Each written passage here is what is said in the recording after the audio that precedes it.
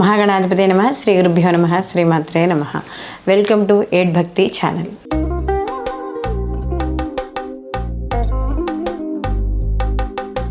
September 14 నుండి మనకి ఈ శుక్రుడు అలాగే కేతుల యొక్క కలయిక అనేది యుతి అనేది జరగబోతోంది. శుక్రుడు సెప్టెంబర్ 14న మనకి ఈ యొక్క సింహరాశిలోకి ప్రవేశించడం అనేది జరుగుతోంది.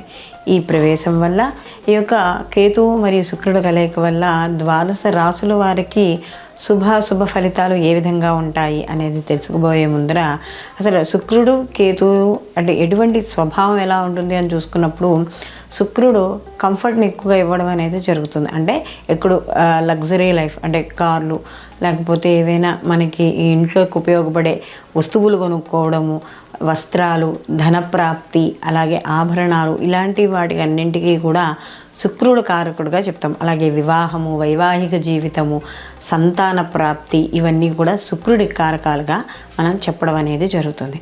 అయితే ఇక్కడ ఏంటంటే ఎక్కువ కోరికలు వస్తూ ఉండడం, అంటే ఒక కోరిక తీరగానే ఇంకొక కోరిక పుట్టడం, అంటే ఏదైనా సరే నిరంతరము కూడా సౌఖ్యాన్ని కోరుకుంటాడు శుక్రుడు. అయితే దీనికి మనకి ఏదైతే శుక్రుడు కోరుకుంటారో దానికి పూర్తి విరుద్ధంగా ఉండడం ఉంటుంది కేతువుది. కేతువు ఆధ్యాత్మిక కారకుడు, అంటే ఆధ్యాత్మిక చింతన, గురువుల్ని కలుసుకోవడం, అలాగే పుణ్యక్షేత్ర దర్శనాలు, ఎప్పుడు ఏదో ఒక భగవన్నామ స్మరణ చేసుకుంటూ ఉండడం, లేదా మనకి ఈ గ్రంథ పఠనాలు అంటే పురాణాలకు సంబంధించినవి, వాటికి సంబంధించి గ్రంథ పురాణాలు పుస్తకాలు ఏవైతే ఉంటాయో వాటిని పఠనం చేయడం, లేదా ఒక ఆధ్యాత్మిక కార్యక్రమాల్లో పాల్గొనడం, భగవంతుడికి సేవ చేయడము, లేకపోతే సమాజంలో ఎవరైతే ఉన్నత వ్యక్తులు అంటే ఆధ్యాత్మిక పరంగా ఉన్నారో వాళ్ళని కలుసుకోవడం, గురువుల్ని కలుసుకోవడం, కొత్త విద్యలు అంటే ఆధ్యాత్మిక పరంగా ఎదగడానికి, భగవంతుడిని చేరడానికి కొన్ని విద్యలు నేర్చుకోవడం, ఇలాంటివన్నీ కూడా ఈ యొక్క కేతువు ఇవ్వడం అనేది జరుగుతుంది.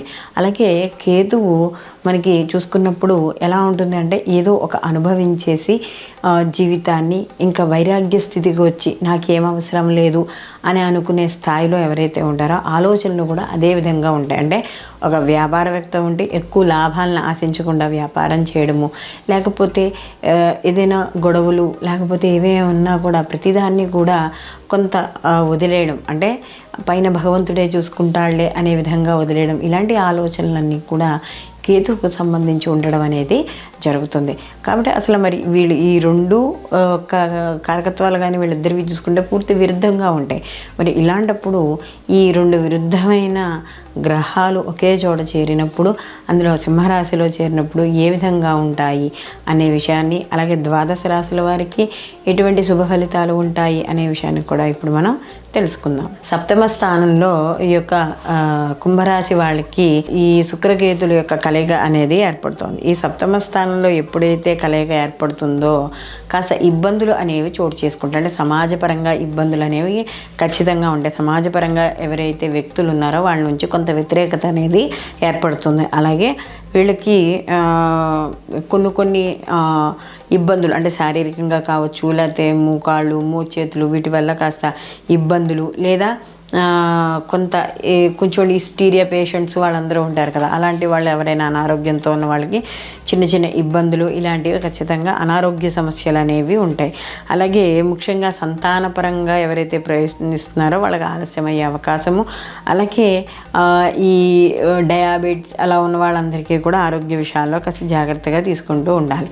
అలాగే ముఖ్యంగా ఇక్కడ ప్రతి చిన్న విషయానికి కూడా ఇరిటేట్ అయిపోవడం, కోపం తెచ్చుకోవడం, లేదా అవతల వాళ్ళతో చాలా అసభ్యకరంగా ప్రవర్తించడం, స్త్రీలతో కూడా అసభ్యంగా మాట్లాడడం, లేదా స్త్రీ లేదా పురుషుడు ఏదైనా సరే ఎవరు ఏ రాశిలో ఉంటే వాళ్ళు మాత్రం ముఖ్యంగా ఈ యొక్క ఇబ్బందులు అనేవి కలుగుతాయి. అలాగే చిన్న మానసికంగా మాట్లాడే మాటలు కూడా కాస్త ఇబ్బంది పెట్టే అవకాశం అనేది కనబడుతుంది. అలాగే ఏదైతే వృత్తిగానే చేస్తున్నామో, మనం పని చేస్తున్నామో ఆ పని మీద కాన్సన్ట్రేషన్ పెట్టడం అనేది జరుగుతుంది.